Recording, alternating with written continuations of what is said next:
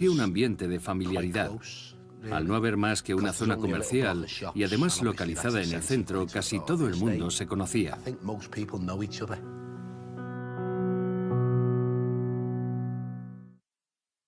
Reeds vivía con su madre Mel, su padre Steve y su hermano mayor Owen. Eran una familia muy feliz. Éramos una familia normal. Steve trabajaba en el turno de noche y yo tenía un trabajo a media jornada. A los chicos les iba muy bien en el colegio. Los fines de semana Steve tenía tiempo libre e intentábamos hacer algo en familia. Le animábamos a que hiciera cosas y se lo pasara bien. Reeds era muy popular y todos los que le rodeaban le querían. Rees era un chico muy alegre, muy vivo. Era muy divertido. Un chaval muy extrovertido. Era una de esas personas con las que no puedes estar enfadado mucho tiempo.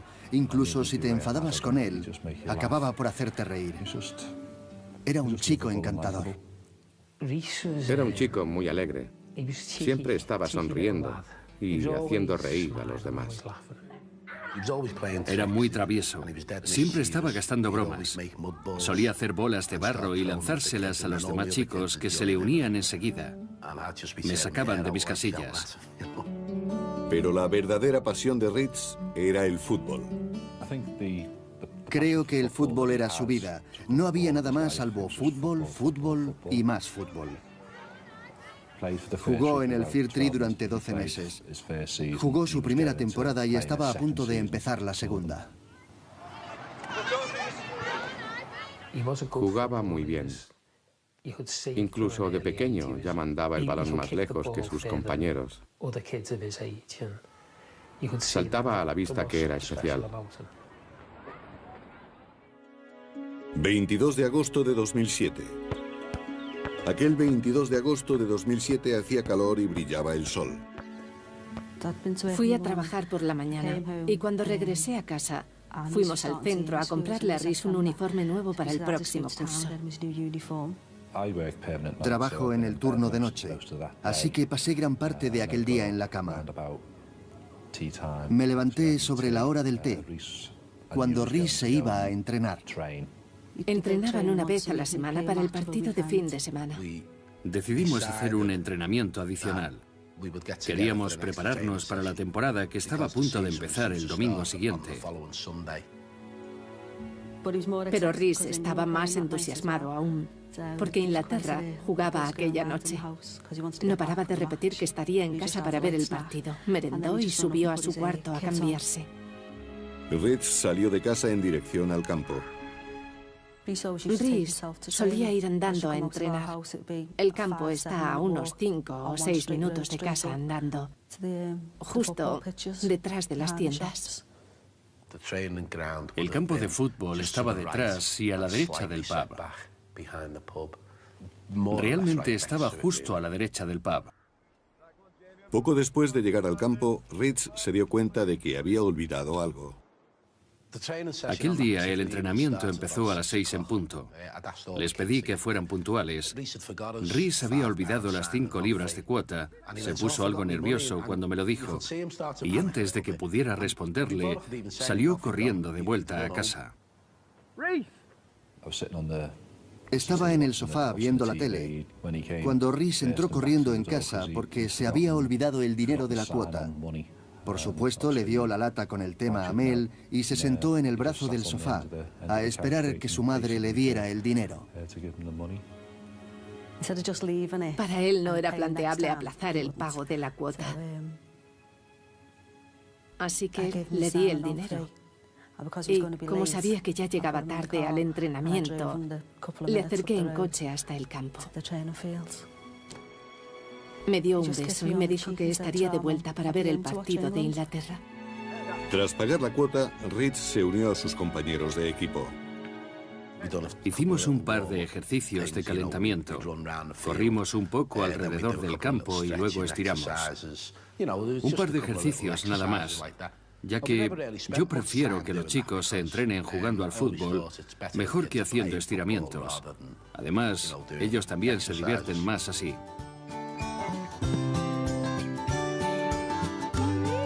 Después de la sesión de entrenamiento, Reed se prepara para volver a casa y ver el partido Inglaterra-Alemania.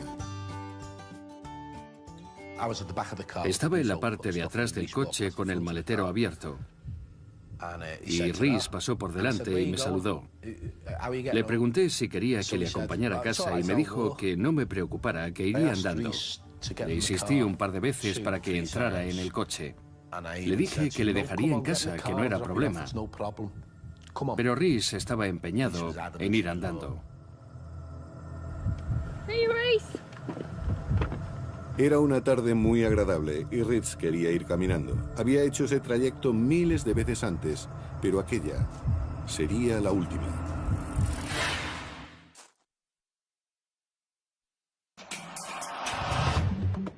Rhys Jones, de 11 años, era un fanático del fútbol y muy querido por su familia y amigos. Tenía un futuro prometedor, pero ese futuro le sería arrebatado.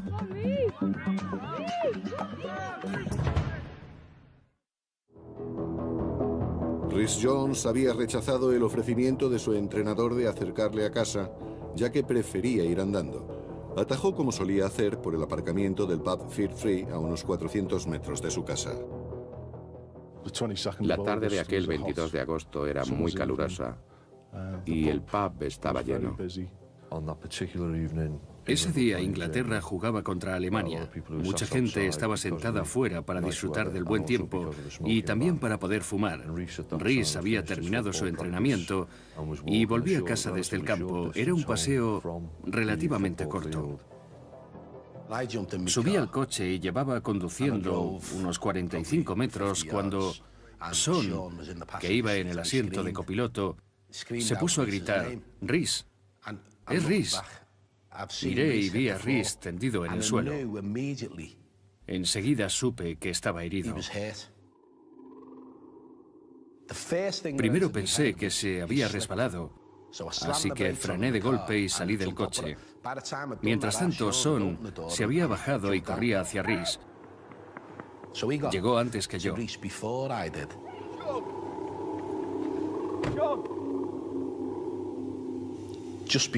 Antes de que les alcanzara, una chica del pub ya estaba junto a Rhys. Estaba intentando practicarle primeros auxilios. Rhys yacía en un charco de sangre. Estaba bañado en sangre. La chica me gritaba que le habían disparado.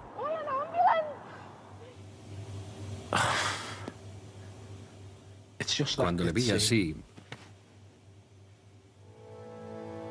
Son estaba histérico. Y yo no paraba de repetirle que Rhys se iba a poner bien. Me quedé paralizado, no podía hacer nada. Llamé a una ambulancia y a la policía y mientras tanto Son no paraba de gritar y de moverse. Y yo le repetía que Rhys se iba a poner bien, que no se preocupara. Steve, desesperado, llama al otro entrenador del Fear Free, Tony Edge, ya que no tiene el teléfono de la casa de Rhys. Podía sentir el terror en su voz. Me dijo que no sabía qué hacer, que habían disparado a Rhys. Empecé a gritar.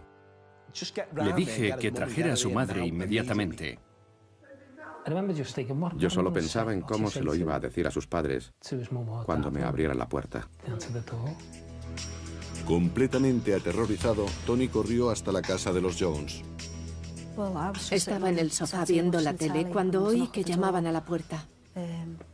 Abrí y me encontré a Tony. Le dije que Steve me acababa de llamar para decirme que habían disparado a Rhys, pero yo no sabía cómo estaba. Necesito las llaves. Me dijo que tenía que acompañarle y no tuve tiempo de pensar en nada. Entré en el salón, cogí las llaves y el teléfono y subí rápidamente al coche. El aparcamiento del pub está a 1 minuto en coche de la casa de Rhys. No hablamos durante el trayecto, solo queríamos llegar lo antes posible. No podía creérmelo.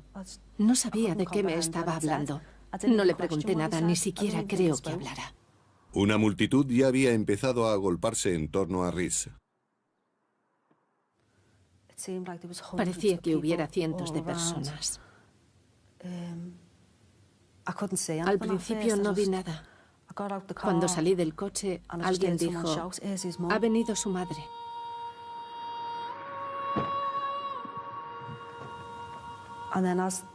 Al oír aquello, todos los que estaban rodeando el cuerpo de mi hijo se volvieron y se apartaron. Y vi a Rhys en el suelo.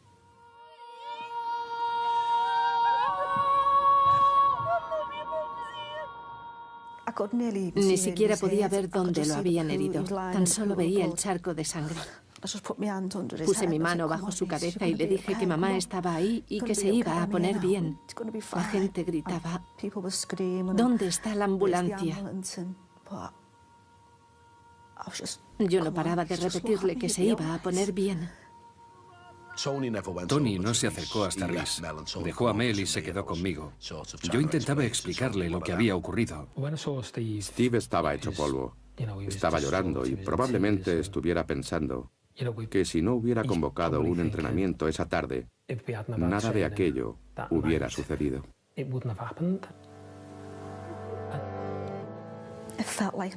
Me pareció que la ambulancia tardaba una eternidad en llegar.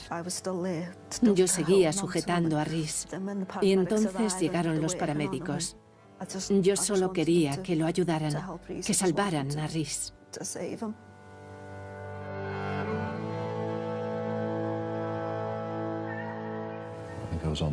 Iba conduciendo por la M57 cuando recibí una llamada de Mel. Lo único que dijo fue que tenía que ir para allá, que habían disparado a Rhys. Lo primero que pensé fue que habría estado jugando con rifles de aire comprimido y que le había alcanzado un balín o algo por el estilo. En ningún momento pensé que le hubieran disparado con un arma de verdad. Cuando llegamos al hospital, todo el mundo estaba esperándonos. Un equipo entero estaba trabajando con él y pensamos que todo iría bien. Nos dejaron entrar a verlo y le quitamos las zapatillas y le frotamos las piernas y los pies. Nos dijeron que le habláramos mientras le intervenían y aquello me hizo pensar que, en realidad, no estaba tan mal. Sabían lo que hacían y podrían salvarlo.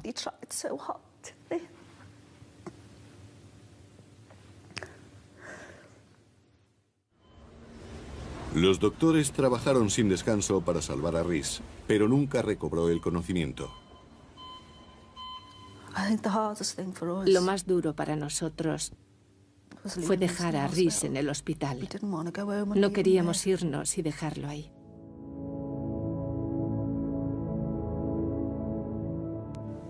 No podíamos tocarlo. Ya no era nuestro hijo. Ahora era la escena del crimen.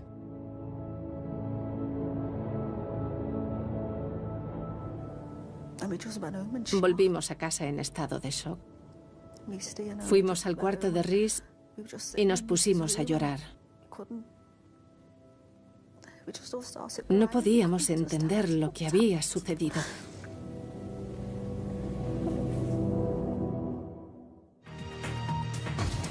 Hablaremos del asesinato de un chico de 11 años en Liverpool. Fue abatido por otro joven que montaba en bicicleta frente a un pub. Recibió un disparo en el cuello cuando volvía a casa de un entrenamiento. Murió en el hospital. No es momento de callarse. Es hora de hacer lo correcto y entregar a los culpables. Todos los medios del país se hicieron eco del tiroteo. El país se sumió en el desconcierto. La policía de Merseyside se puso a trabajar decidida a dar con el asesino. Fue una de las mayores investigaciones a las que se ha enfrentado nunca la policía de Merseyside. La presión por llevar al culpable ante la justicia era más acusada por el hecho de que se trataba de una víctima inocente. Muchos inspectores fueron asignados al caso para llevar a cabo las pesquisas preliminares. Todos los departamentos de policía científica fueron movilizados. Desde un principio, la policía tuvo claro que se trataba de un crimen relacionado con bandas. Crosted Park está a menos de 1 kilómetro de distancia de la urbanización Crosted Council. Sabíamos que ahí había bandas, sobre todo en la parte vieja. Hay un tramo de la Liverpool 11 donde los municipios de Croxteth y Norris Green no están separados más que por una carretera. A lo largo de los años ha habido varios incidentes en los que se han visto envueltas bandas de las dos poblaciones. Su violencia ha ido aumentando e incluso llevan armas de fuego.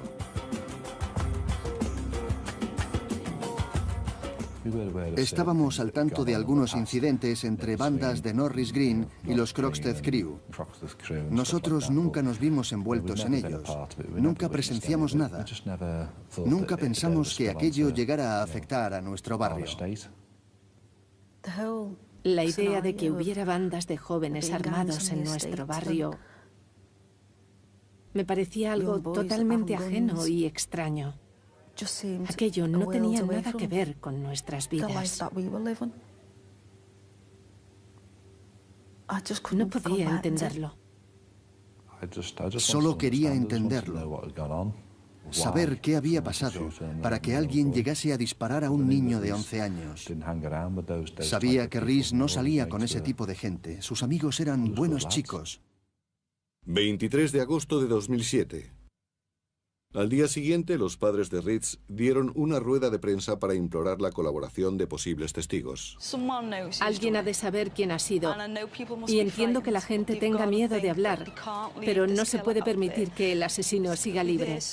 La próxima vez podría ser su hijo o su hermano el que muera. Si no se le detiene, esto volverá a ocurrir. Los testigos presenciales dan parte de un adolescente circulando en bicicleta. El asesino disparó 3 veces. El primer disparo estaba dirigido a 2 chicos que montaban en bicicleta por el aparcamiento del pub. Salieron corriendo y el asesino les siguió. Apuntó y realizó un segundo disparo. La bala alcanzó a Rhys y, sorprendentemente, el encapuchado realizó un tercer disparo en dirección a sus objetivos, aun cuando resultaba evidente que Rhys había caído alcanzado por el segundo disparo. Algunos testigos presenciales vieron al asesino, pero desgraciadamente ninguno de ellos fue capaz de describirlo. La policía consiguió grabaciones de las cámaras de vigilancia en las que aparecía el asesino montado en su bici. Esperaban que eso les ayudara en la investigación.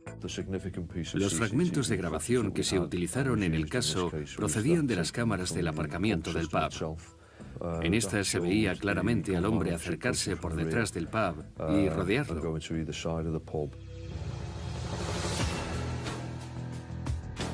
Resulta evidente que en ese momento estaba buscando a sus víctimas. Se le veía llegar por la parte de atrás del pub y salir por el otro lado. Y se detuvo para disparar 3 veces sin bajar de la bicicleta. Para abandonar la escena del crimen, sabíamos que se había desplazado por Crosted Park en bicicleta. Cruzó la carretera de Firth Tree hacia el norte, donde esquivó el tráfico, y se internó en el bosque de Dam. Es una zona boscosa que separa Crosted Park del barrio viejo de Crosted. Desgraciadamente, la grabación no proporcionó datos acerca del aspecto del asesino, pero resultó crucial a la hora de conocer las dimensiones exactas de la bicicleta. El asesino había huido con el arma, por lo tanto la prioridad radicaba en localizar al asesino, la bicicleta y el arma. Era importante identificar al agresor desde el principio, ya que no podíamos permitir que un hombre armado estuviera suelto. Podía volver a utilizar el arma o convertirse en objeto de venganza.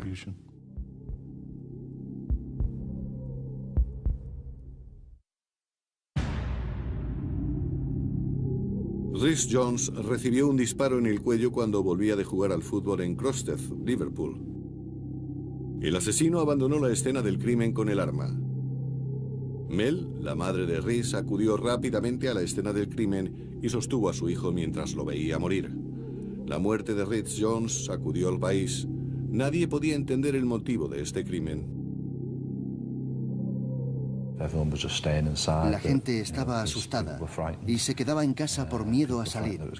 Lo que le había ocurrido a Rhys Jones podía ocurrirle a cualquiera. Creo que las circunstancias en las que Rhys murió provocaron mucho miedo entre la comunidad. La gente sabía que todavía no habíamos detenido al agresor. Había que ponerse en la situación de los padres que vivían en la zona y que pensaban que aquello podía haberle ocurrido a sus hijos. El instinto de un padre es proteger a sus hijos, sobre todo después de que suceda algo así. Las calles de la zona se vaciaron de niños. La gente del barrio se volvió muy protectora con sus hijos. Aquello cambió mi perspectiva. Vigilaba más dónde iba mi hijo y con quién jugaba. No le dejaba ir más allá de 2 o 3 calles de casa. Y si quedaba con sus amigos, le acompañaba e iba a recogerlo.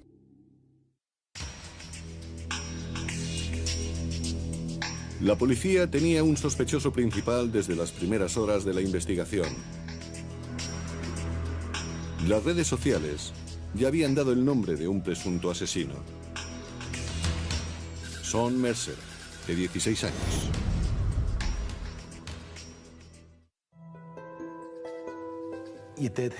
Oyes hablar a los chicos y aquella noche el nombre de Mercer estaba por todo Internet.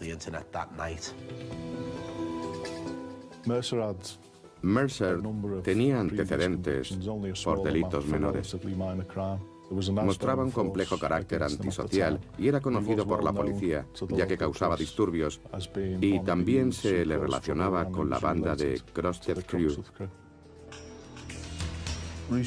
Rhys recibió un disparo la tarde del miércoles 22 de agosto. Y el viernes ya teníamos información sobre potenciales sospechosos. El sábado por la mañana, 3 días después del asesinato de Rhys, se llevaron a cabo una serie de detenciones. Sean Mercer fue detenido junto con otros 2 chicos, Dean Kelly y James Yates.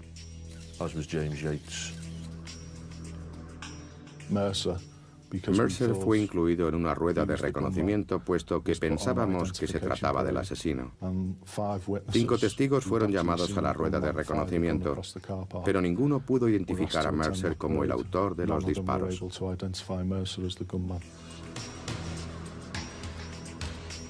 Cuando Mercer fue interrogado por primera vez, declaró a través de su abogado haber estado en ese lugar, junto con Dean Kelly, en el momento del crimen. Declaró igualmente que las 2 bicicletas que incautamos en su casa en la mañana del sábado eran las 2 únicas que poseía. Ninguna de esas 2 bicicletas correspondía con la que habíamos visto en las grabaciones. La banda Crosted Crew estaba decidida a proteger a Sean Mercer. Incluso su madre, Janet Mercer, presente en el interrogatorio, respondió por él. En aquel momento de la investigación no había suficientes pruebas que indicaran que Mercer fuera el asesino.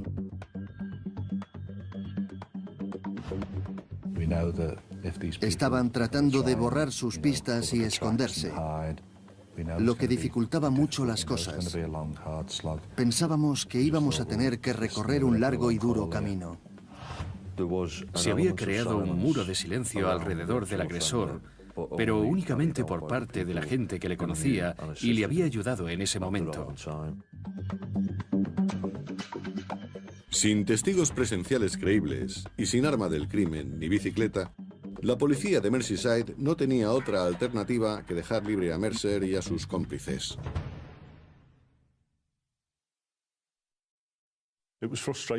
Era frustrante ver marchar a Mercer. Hasta el momento todo indicaba que era el responsable de la muerte de Reese y sabíamos que iba a ser una investigación larga y pesada. El nombre del agresor iba de boca en boca entre la comunidad local y era conocido por todos. Solicitamos expresamente que no nos dieran nombres. Circulaban demasiados rumores y demasiadas teorías al respecto de cómo y por qué había sucedido aquel asesinato. No queríamos saber nombres. Se barajaban algunos, pero no queríamos saberlos hasta que dieran con el asesino. Teníamos que reunir pruebas suficientes para articular un caso que pudiéramos exponer ante el tribunal. Y no podíamos retener a los sospechosos mientras tanto. Si eres el asesino, entrégate. Si sabes quién ha sido el asesino o quién le facilitó el arma, haz lo correcto. Hubiera sido mucho más fácil, tanto para la policía como para nosotros, que el asesino o alguien relacionado con él entrara en una comisaría, levantara las manos y se entregara. 6 de septiembre de 2007.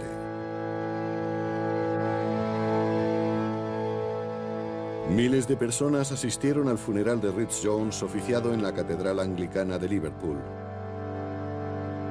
El niño al que habían asesinado era enterrado.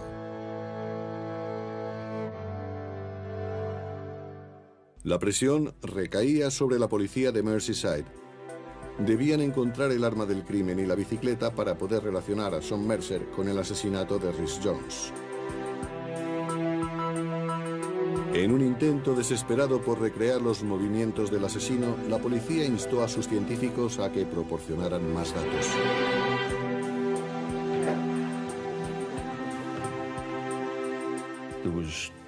Mercer recibió 2 llamadas antes del asesinato de Reese, por lo que dedujimos que se trataba de avisos acerca de la presencia de las víctimas en la zona.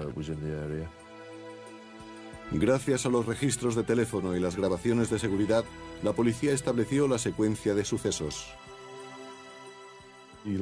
Salió justo después de las 6 de la tarde y se dirigió al viejo Crosted. Fue grabado montando en bicicleta por varias cámaras de seguridad.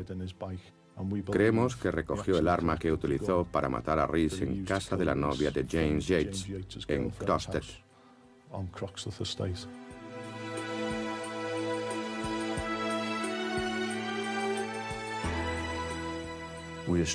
Establecimos que el agresor, después de recoger el arma, se dirigió al lugar en el que realizó los disparos, uno de los cuales alcanzó a Reese. Tras el tiroteo, Mercer se dirigió a casa de un chico de 15 años al que nos referiremos como Chico M. Creemos que Mercer escogió al chico M por una serie de razones. La primera porque era de entre sus compañeros el que vivía más cerca de Crosted Park y por lo tanto la opción más rápida para desaparecer. La segunda porque el chico M solo tenía 15 años y aunque no era miembro de la banda de Crosted Crew, había estado envuelto en algunos asuntos relacionados con ella. Era muy joven y también tenía problemas de comportamiento. Mercer sabía que el chico M haría cualquier cosa que le dijera. Fue en casa de Chico M donde Mercer urdió su plan. Mercer llamó por teléfono a otros miembros de la banda para que vinieran a ayudarle. Juntos idearon un plan para deshacerse del arma, de su ropa y de la bicicleta, y para lavar a Mercer con gasolina. Pretendían de ese modo eliminar cualquier rastro que pudiera interesar a la policía.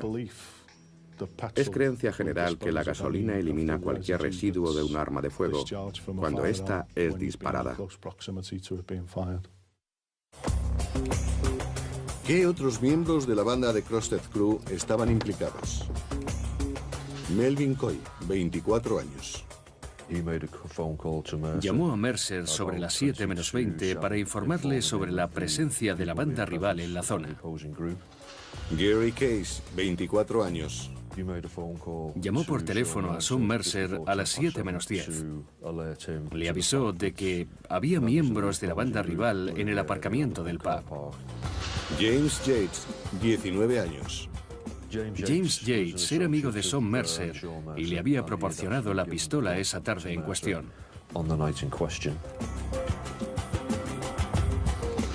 Nathan Quinn, 16 años. Acudió a casa de Chico M con James Yates justo después del tiroteo que acabó con Reese. Dean Kelly, 16 años. Dean Kelly era amigo de Mercer y estaba en su compañía cuando fue arrestado, 3 días después del asesinato de Reese.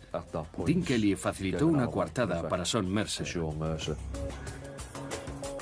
En la noche del asesinato, Mercer, Yates y Quinn se subieron al Ford Galaxy de Melvin Coy. Condujeron un par de kilómetros hasta el barrio industrial de Kirby, donde Melvin Coy conocía un lugar seguro. Una vez allí, quemaron las ropas de Mercer y limpiaron con gasolina cualquier rastro de sus antebrazos. Al estudiar las grabaciones de seguridad, pudimos identificar el Ford Galaxy de Melvin Coy a su entrada en el sector industrial. Emitimos una orden de registro. Lo único que encontramos de cierta relevancia fueron 3 latas de gasolina.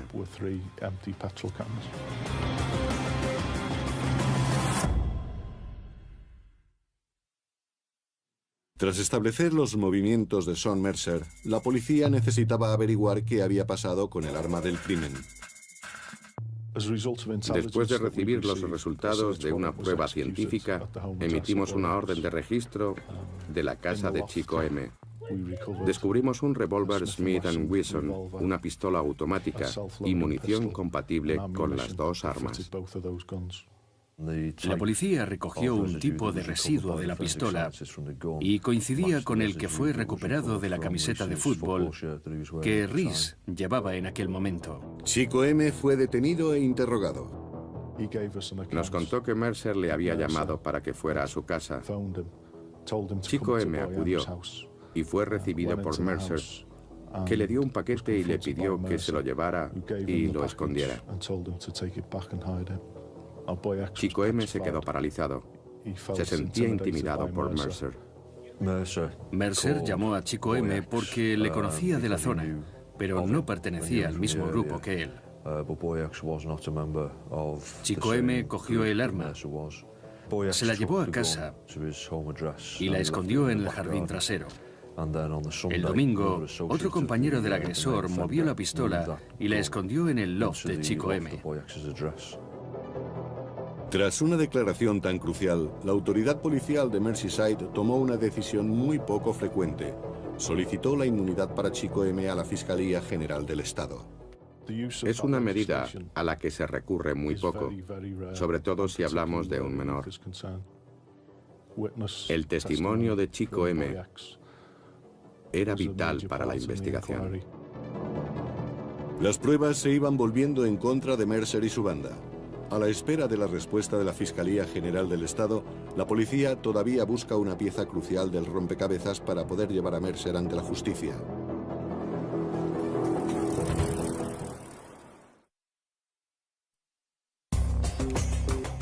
En agosto de 2007, Reese Jones, de 11 años, es abatido de un disparo por un adolescente en bicicleta. La policía de Merseyside detiene a varios jóvenes pertenecientes a la conocida banda Crosted Crew, a la que pertenece el principal sospechoso, Sean Mercer. Pero a pesar de haberse visto obligados a dejar marchar a Mercer y a otros miembros de la banda, los agentes reúnen pruebas rápidamente. La policía ya ha recuperado el arma del crimen. Ahora esperan la resolución de la Fiscalía General del Estado respecto a la concesión de inmunidad para Chico M si testificase contra Mercer. Y aún se desconoce el paradero de la bicicleta.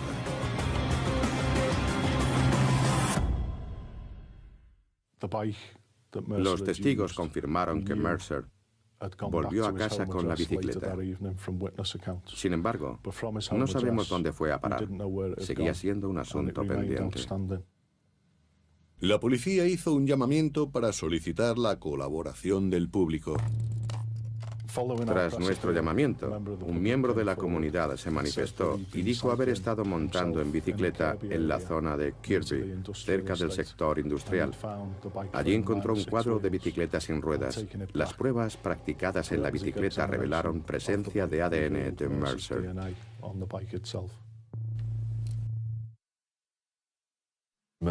La madre de Mercer sabía que esa bicicleta era suya. Mintió deliberadamente a la policía al declarar que las 2 bicicletas que recuperamos en casa del agresor eran las únicas que poseía. Y repitió dicha declaración durante el interrogatorio. Hay una gran diferencia entre no creer que tu propio hijo sea culpable y mentir descaradamente a la policía durante un interrogatorio. Su intención era frustrar la investigación.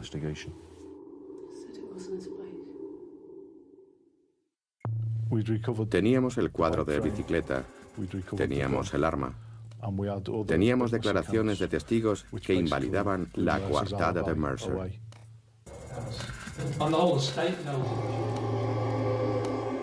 Lo único que faltaba era la resolución de la Fiscalía General del Estado al respecto de Chico M. En abril de 2008 la Fiscalía tomaba una decisión.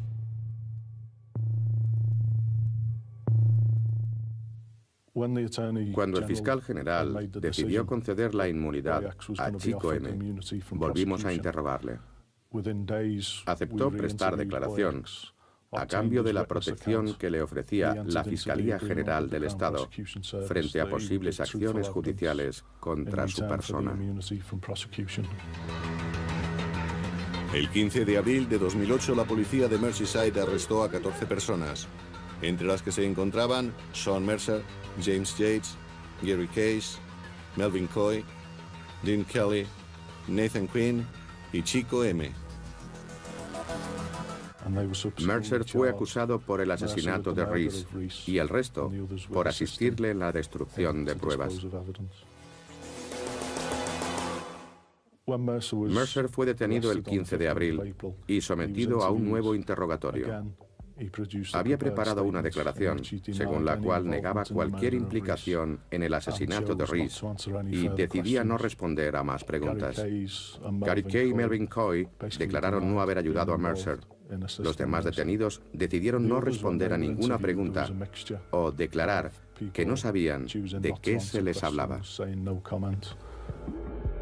Junto con los miembros del Krogstad Crew, también fueron detenidos varios adultos. Sabíamos que Janet Mercer nos había mentido al testificar que Mercer tan solo poseía las 2 bicicletas que encontramos en su casa.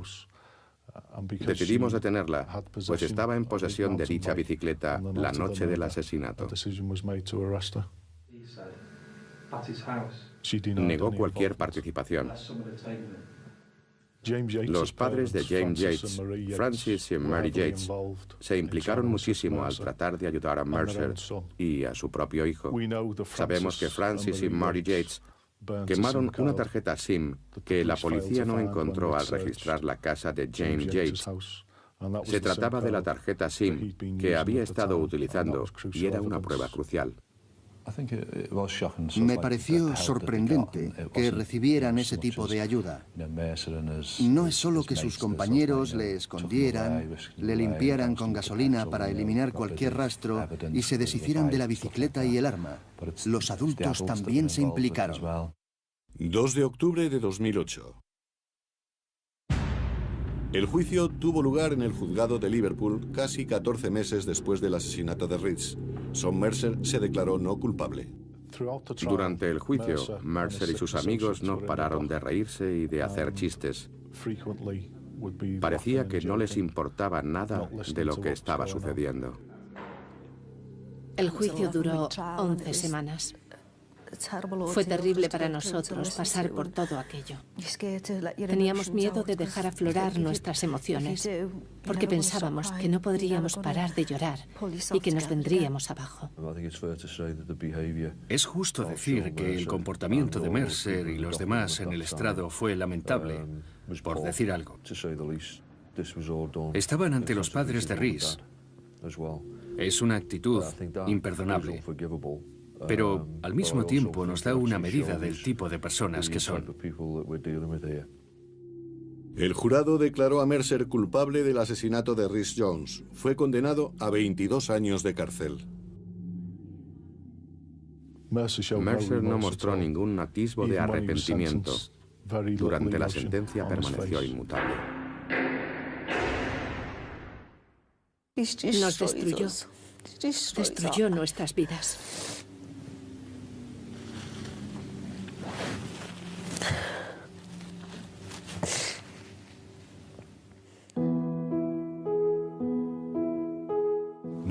Para poder seguir con nuestra vida tenía que haber un culpable, alguien al que poder acusar del asesinato.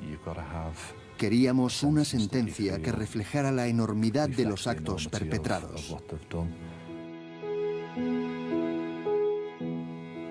Obtuvimos justicia por el asesinato de Rhys, ya que Sean Mercer fue sentenciado a la máxima condena por sus actos. Así que ante la ley obtuvimos justicia, pero personalmente creo que arrebatarle la vida a alguien se paga con la vida. Creo que debería pasar el resto de su vida en la cárcel. La gente que se pasea con armas de fuego, asesinando a otras personas, debería pasar el resto de su vida en la cárcel. James Yates, condenado a 12 años por posesión de arma. Gary Case y Melvin Coy, 7 años por asistencia a un agresor. Dean Kelly, 4 años por posesión de arma. La legislación ha de cambiar en lo que se refiere a las armas de fuego y las bandas. Solo soy la madre de una víctima. Yo no sabría llevar a cabo dicho cambio. Creo que es trabajo de los políticos y la policía dar con la solución. Nathan Quinn, 2 años por asistencia a un agresor. Chico M, 2 años de libertad vigilada y 4 años de imposición de toque de queda. Al igual que cualquier otro policía, quisiera que no hubiera más crímenes. Pero desgraciadamente sigue habiendo armas en circulación y hay gente dispuesta a usarlas. Janet Mercer, condenada a 3 años. Frank Yates a 4 años y medio. Y Mary Yates a 18 meses. La solución tal vez sea endurecer las condenas y dar a los jueces las herramientas necesarias para que hagan su trabajo y eliminen a esa gente de las calles. Hacer que aprendan la lección. Si les cogen con un arma, se les impondrá una condena dura y tendrán que cumplirla íntegramente. La muerte de Rhys no habrá sido en vano. Hemos recaudado dinero en memoria de Rhys Jones para construir un centro comunitario en Crossett Park. Es algo que hacía falta. Un sitio donde los niños puedan mantenerse alejados de las calles y en el que hagan cosas interesantes. Colaboro estrechamente con Steve Geigagen. Cada año celebramos un torneo de fútbol infantil. Fair Tree, el antiguo equipo de Rhys, siempre participa. Es una competición muy buena. Rhys vivía para el fútbol.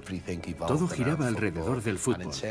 Nos pareció que lo más apropiado para mantener viva su memoria era hacerlo a través del deporte. Recuerdo a Rhys como un niño adorable y muy alegre. Nos hacía reír. Recuerdo su sonrisa. Siempre estaba sonriendo y gastando bromas. Y era realmente feliz cuando jugaba al fútbol.